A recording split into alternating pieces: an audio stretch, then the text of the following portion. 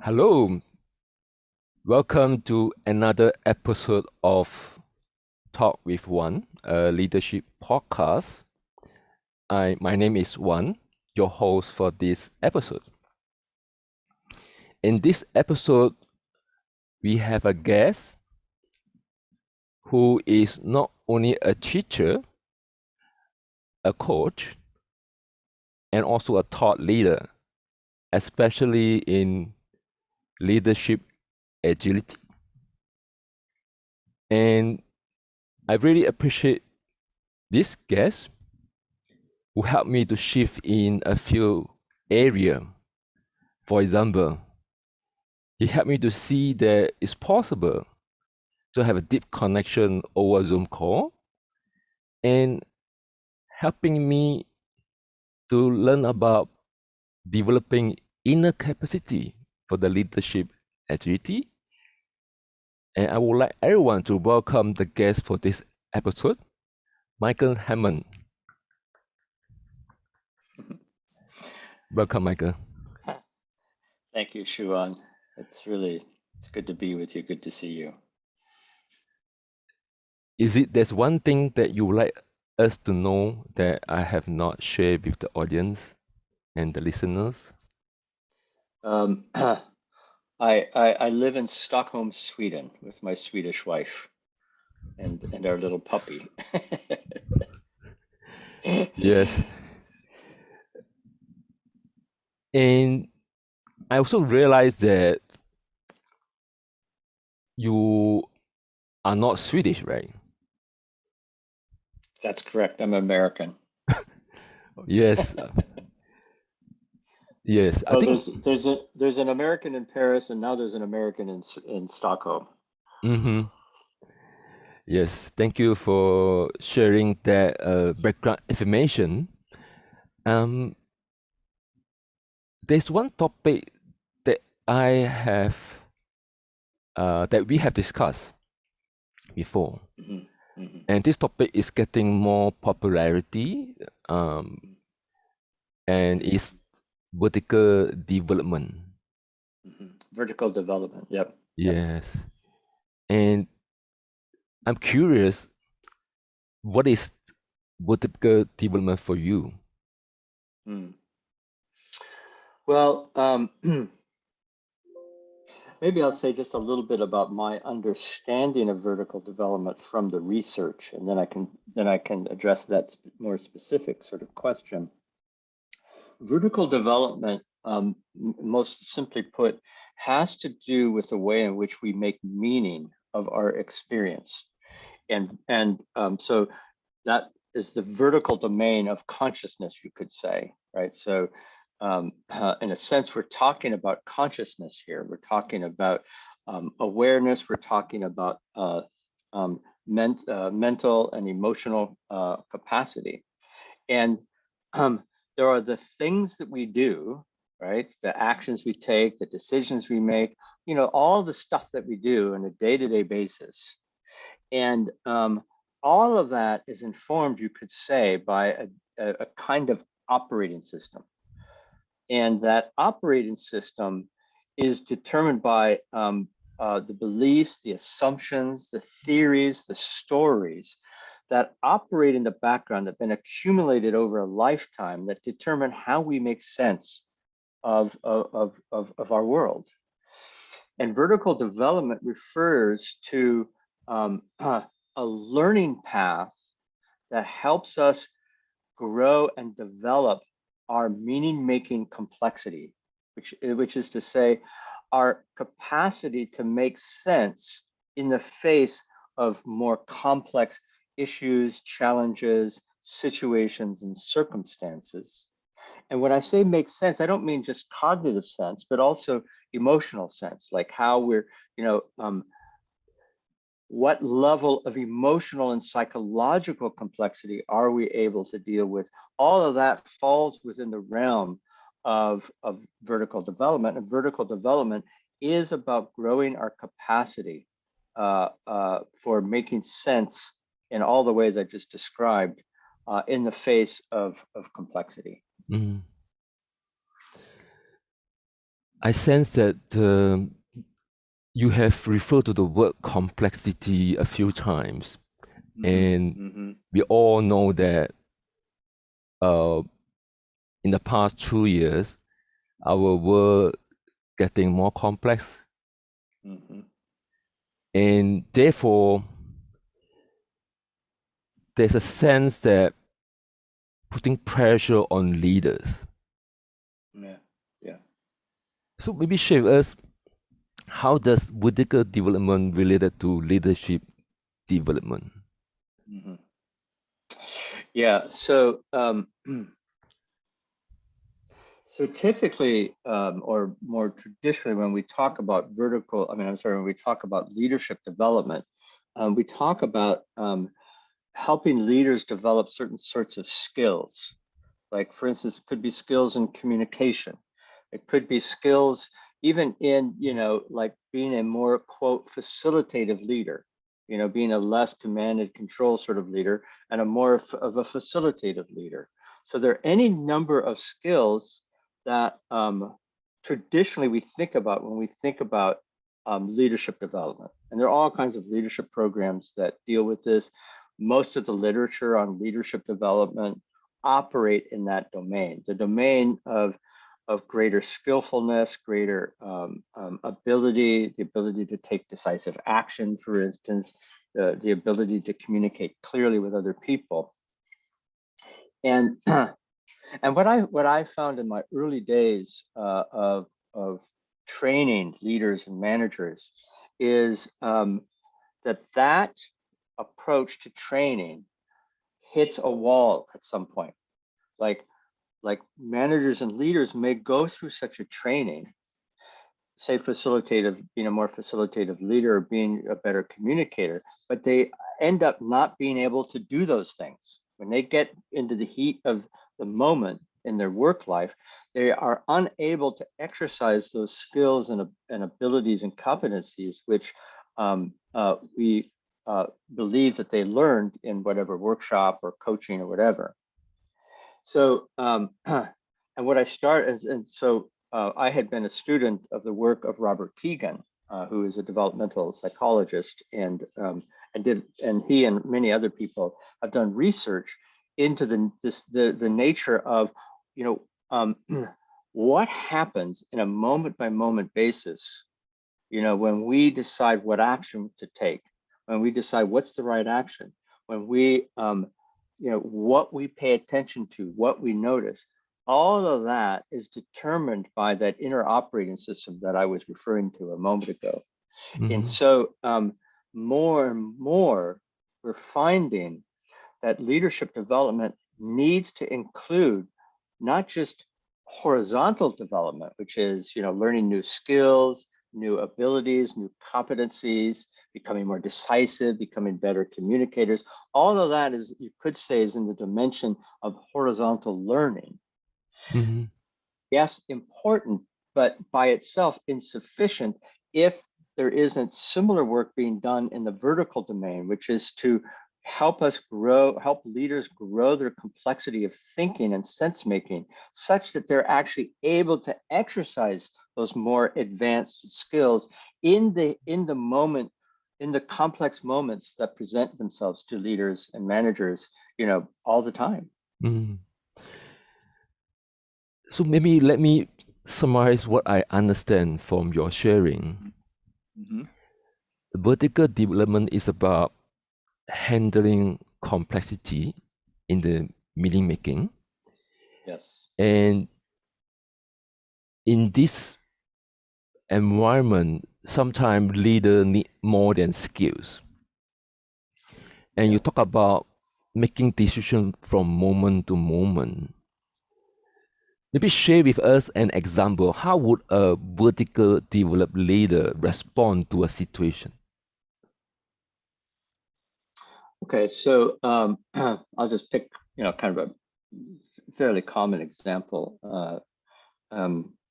You have a software delivery team, and you have a number of product delivery decisions resting on this software team's ability to actually deliver the software.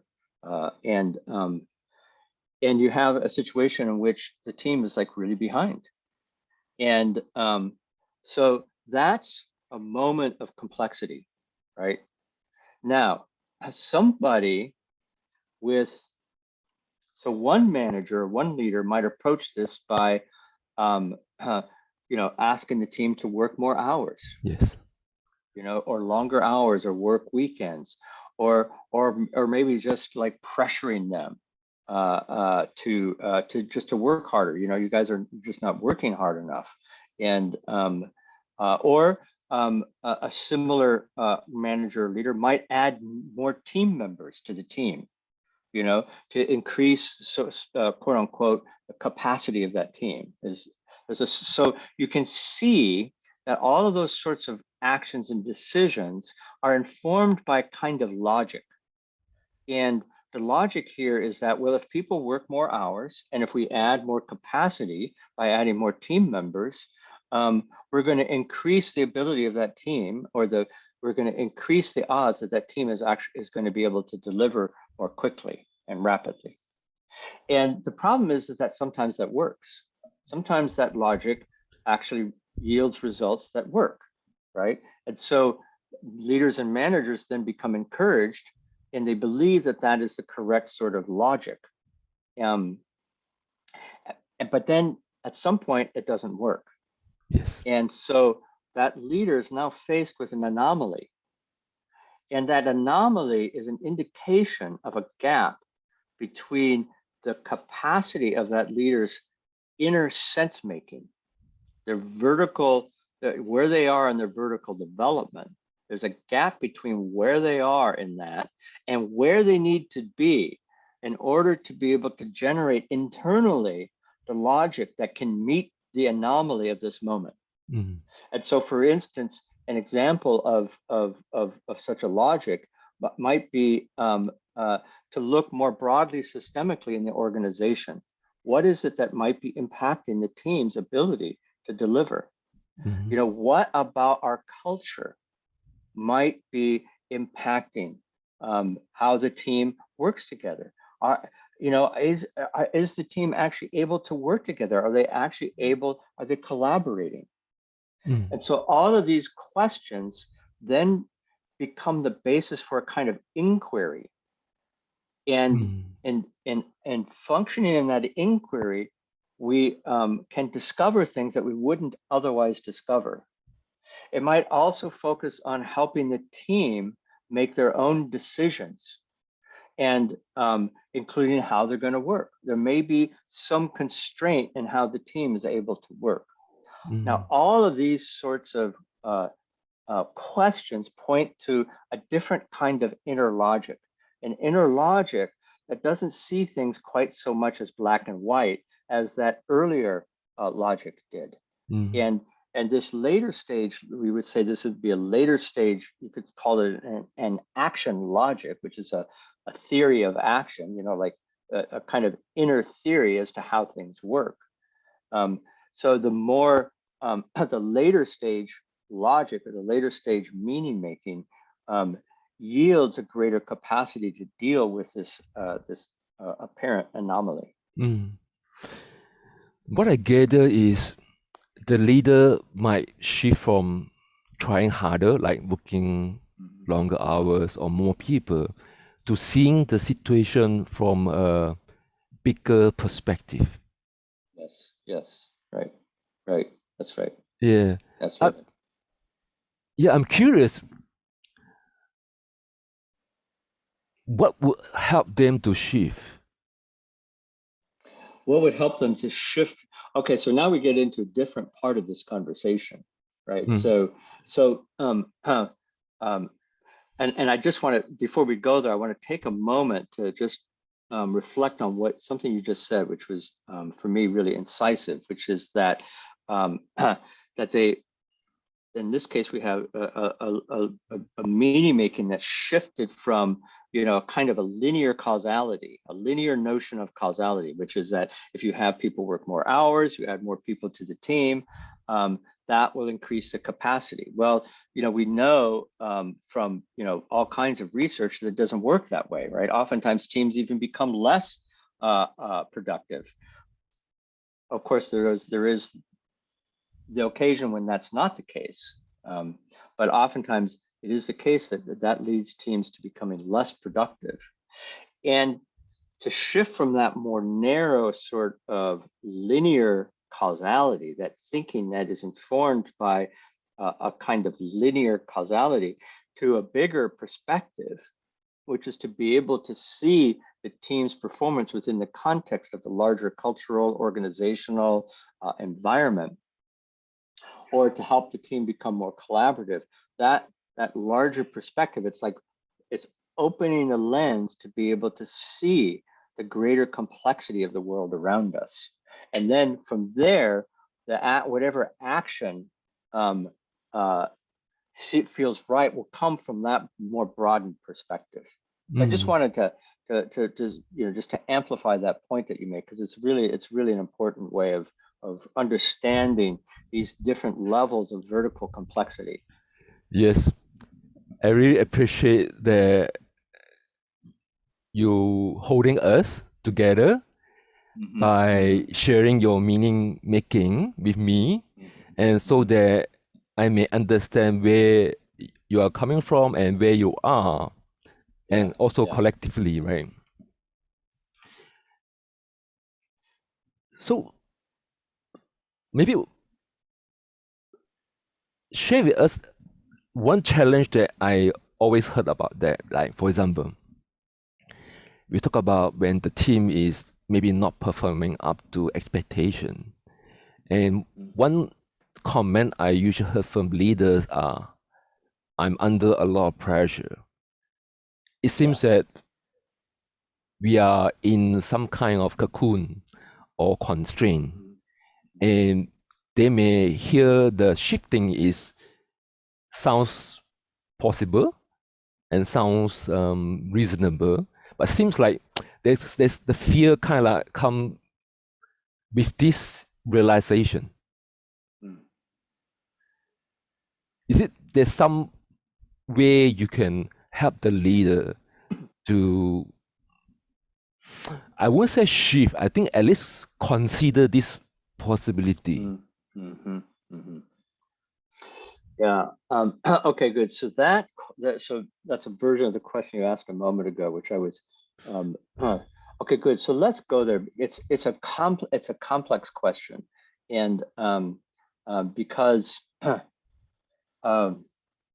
and it's something that obviously I think about a lot, which is how to create environments that promote vertical development. And it's something that I've been working on for some years.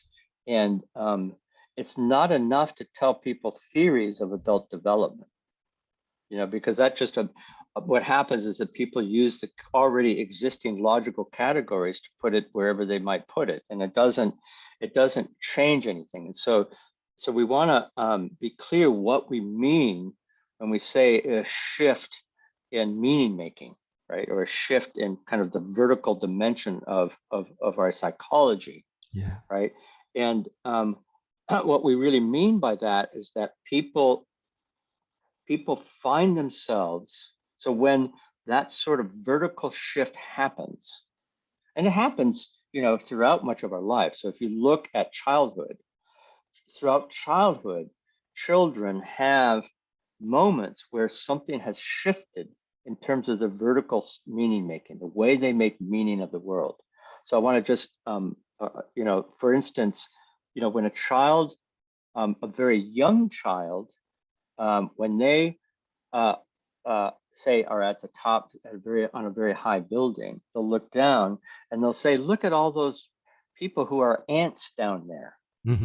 For them, because the people are small, and so that young child is subject to their perception.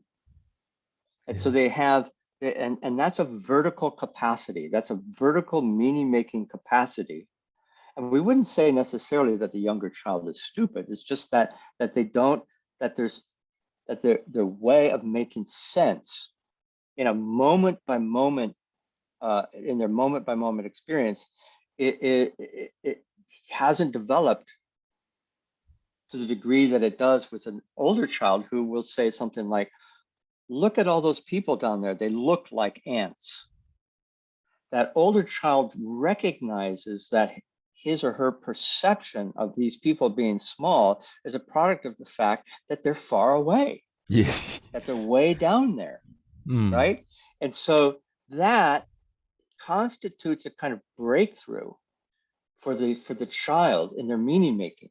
And we have, we have cultural institutions, schools, families. We have we have a rich, deliberately developmental environment in which children grow, not only to learn things like arithmetic and all that kind of stuff, but in the process, grow the complexity of their inner meaning making, right? So we already have environments that do that. So people who I've talked to, people who are like, educational psychologists, and so much of really quality educational curricula are designed around not just helping children accomplish things in that horizontal dimension, gaining new skills and practices and all that kind of stuff, but also in the vertical dimension. Like, in a sense, it's a process to help the child mature into a healthy adult, is how we kind of think of it, right? Okay, so we can take that further into adulthood. And so we can begin to think about, so what is the nature of the educational environment? I'm using the word educational in quotes because it's not necessarily like having them go to a course or having them go to college or something like that. But it's like, what can we bring to our work environments that help people develop their capacity for greater vertical complexity, greater meaning-making complexity? So I want to just sort of set the stage for what it is that we're talking about when we attempt to address the question, how do we help people grow themselves vertically? So I'm just going to pause and hear what you have to say about that and see where this goes, because we want to take this as such a complex question. We want to take it step by step, it seems. Thank you. So what I understand is, to develop vertically is not about the models and the theory. It's good. Yes. And not sufficient. Yes. Yes. And we need an environment that helping the leader to discover, to experiment another perspective. I think that you say, right? The distant perspective. Yeah. Yes. So what I have found in the years of doing this work, and I can speak about it in terms of the programs that we do at the Collective Edge, which is our company,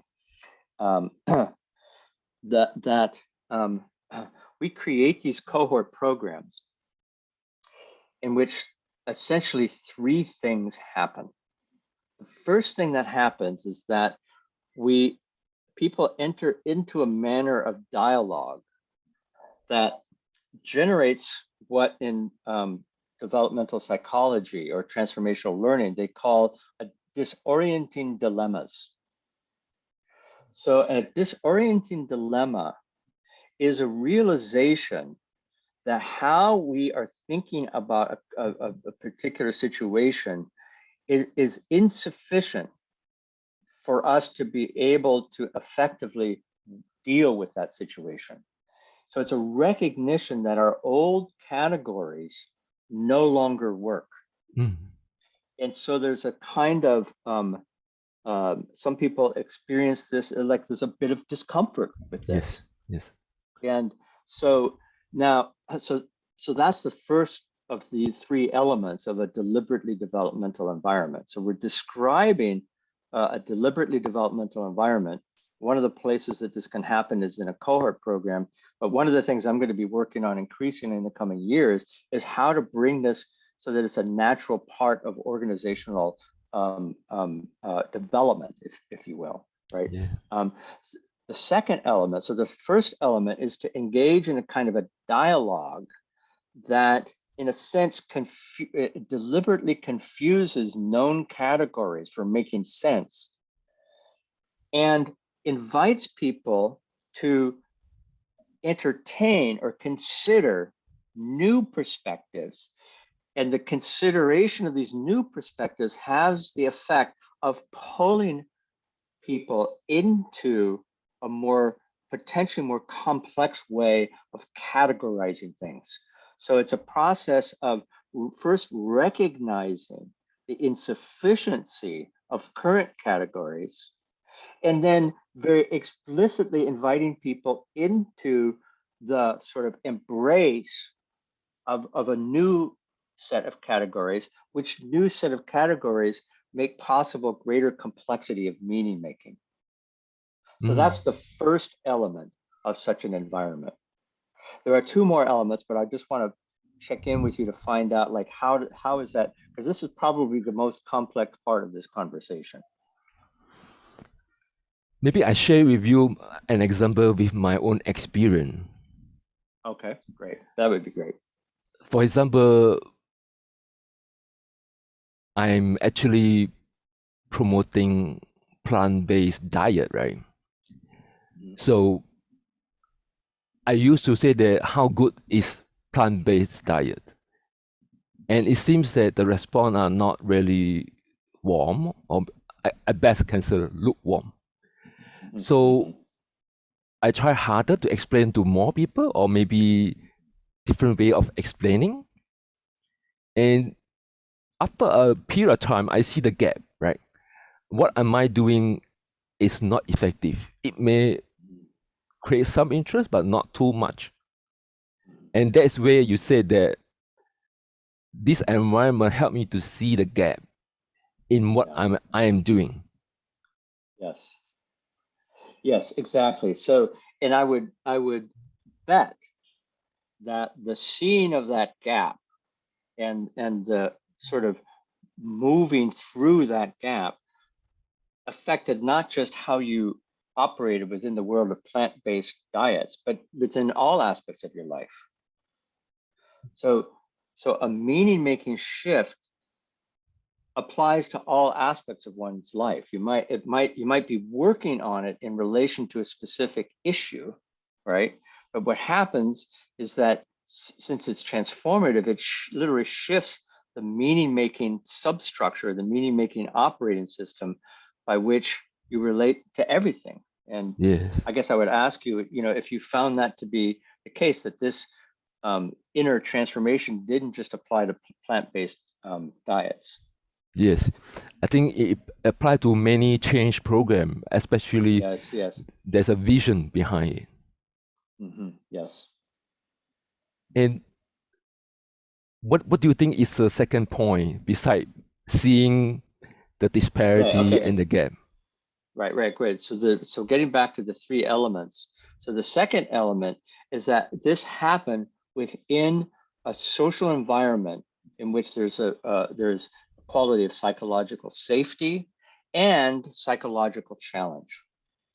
Yes. That you have to have both, and it has to be an environment in which it's really safe to explore, to be able to withstand, to be able to stand in the disorienting dilemma. And so having an environment that's deliberately designed to create that sort of emotional social support while also challenging us to continue to push beyond, that comfort zone. And so that's the second element, is having this social environment in which, ultimately what ends up happening is that people become very close. It creates, it's like a very close community. So that's the second element of this sort of deliberately developmental environment. And then finally, the third element is the development of specific practices.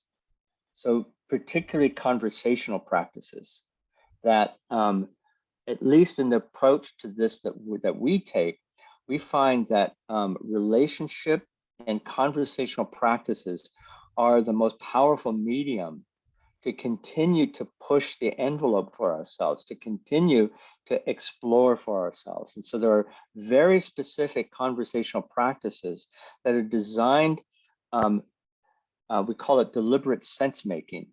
It's the kinds of conversations that are intended to expose those deep beliefs, assumptions, theories that are otherwise hidden.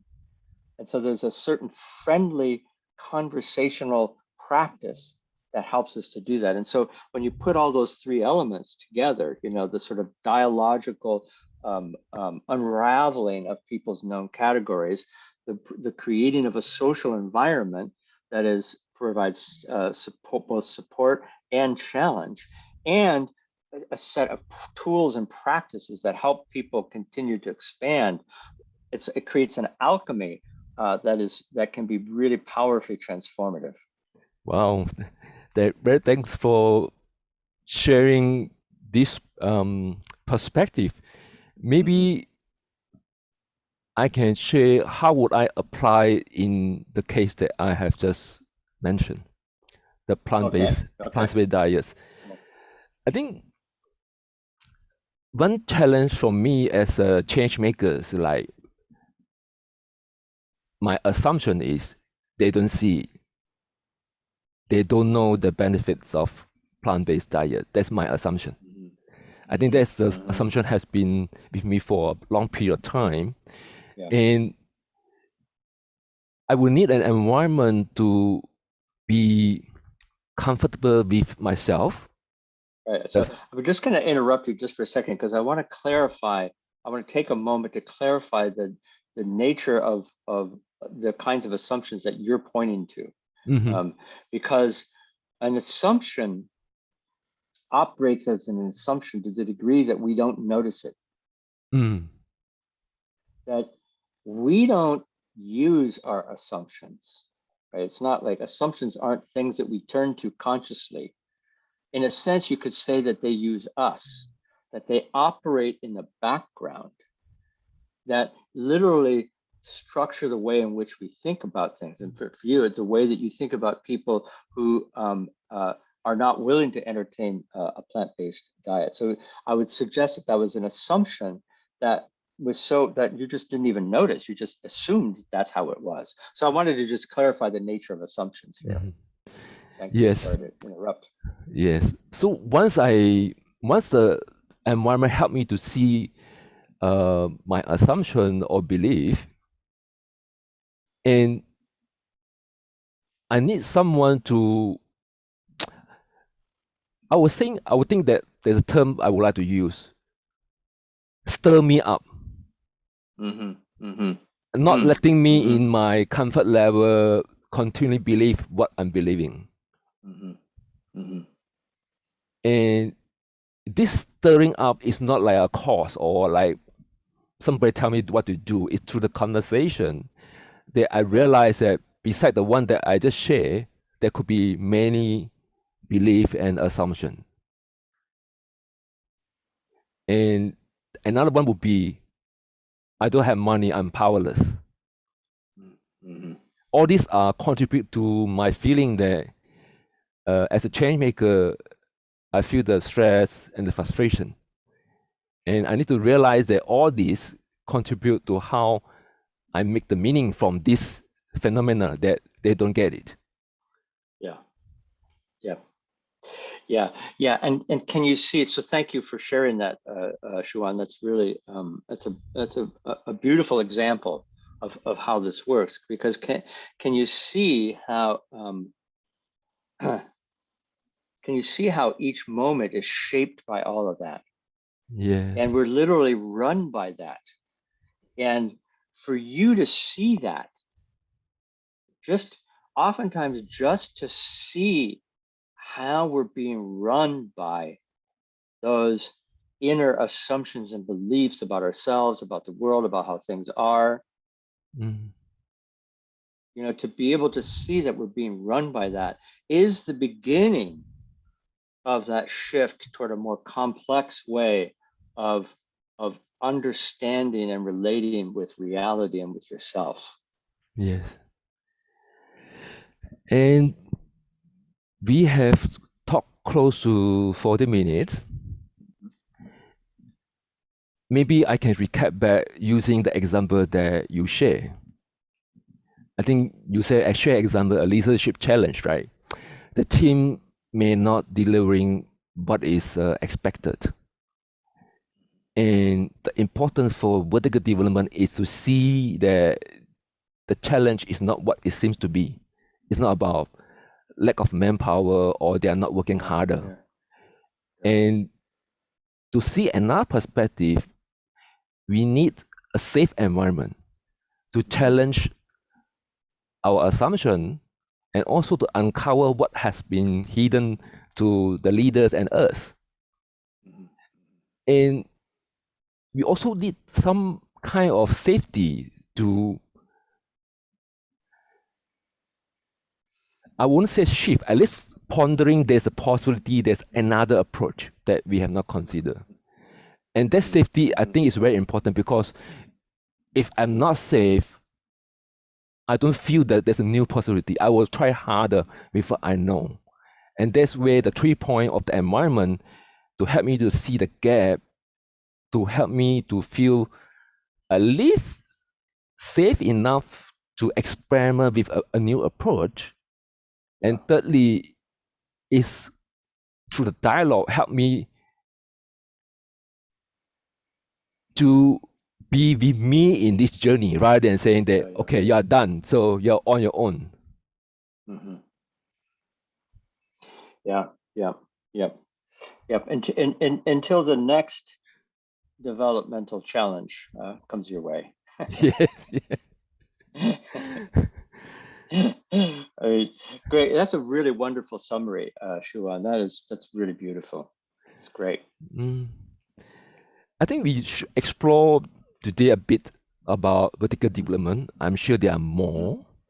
And I took the opportunity to ask you about how. I think many people would like to know more or to at least attempt. Is it there's some way you can encourage the audience or the participants to embark in this vertical development journey?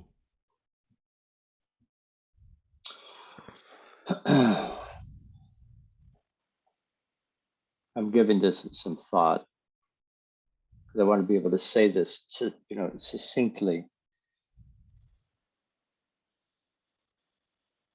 I would say that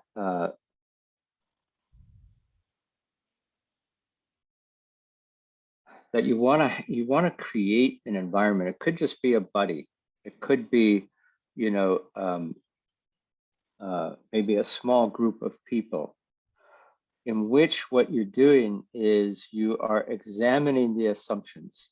You're questioning one another, even just something as simple as questioning one another's assumptions. For example, I might say to you, so you just said that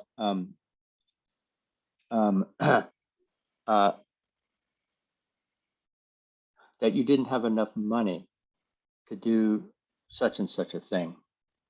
And I'm wondering whether or not you'd be willing to challenge the assumption that you need money. So that would be an example of a very friendly. Can you feel that there's a love and support in what I said, and what I said was rather challenging question, right? So to create even friendships, with work colleagues, or maybe people you live with, perhaps with your spouse, with your significant other, or a good friend, where you can establish the basis for having such a relationship. That could be the beginning of doing this kind of work. Someone that could be open and honest with you. Yes, that's right. That's right. Yeah. before we end our conversation, is there a message that you would like to share with our audience and listeners? I'm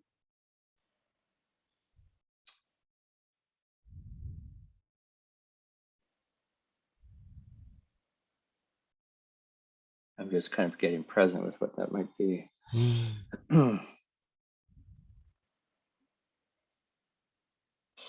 I would say, I would invite everyone to push against what you know to be true. You know, it's like I can't remember who it was who said, you know, something to the effect of, it's not so much what we don't know that gets us into trouble, it's what we know for certain is the case that gets us into trouble. So I'd begin to really start to question what you think you already know is true. Just as a place to begin. Well said. I think I can relate to the previous question that you say ask. I need more money. And that's the assumption and belief I have. Yeah. Wow. I really appreciate your time, your sharing. And I think the most important thing I learned from this session is the demonstration, which I think is very hard to gather from text. Yes. What do you mean by demonstration? That's curious. Yes. And I know we're bringing this to an end. Yes. For example, I have read your book, right? Evangelity, right? And sometimes the word couldn't translate. What does it mean? Psychological safety and still challenging, right? So I kind of like, wow, that sounds very good, but not a but. And I don't know how. And this demonstration is with the checking, slowing down, verifying the meaning making, and the tone that you use. I see. Help me to feel comfortable. At the same time, I know that this might be my challenge. Yeah. Great. Yeah, good.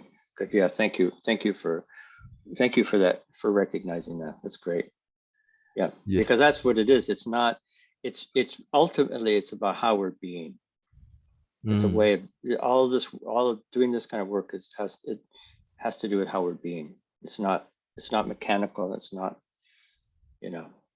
Yes. So anyway, so thank you. Yes. Siobhan.